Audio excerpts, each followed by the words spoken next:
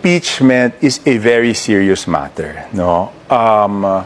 So, sa akin, no? I'm speaking for myself. Madaming pwedeng maging resulta yung impeachment eh. At yun eh yung kaguluhan o yung away.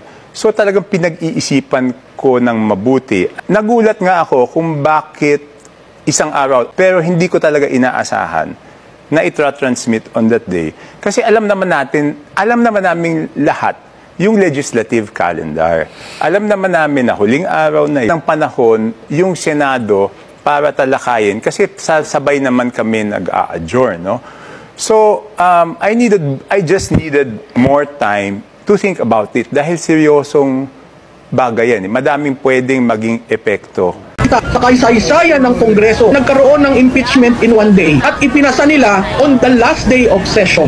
Yun ang makikita mo talaga, politika. Impeachment? Sinabi ko na from the start. Hindi dapat nag-impeachment. Itinuloy pa rin, Ms. Speaker.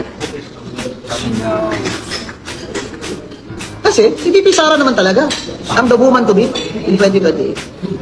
Salo sabay yung yung confidential funds na kasi ginawa nilang reason yun eh, na ground as betrayal of public trust.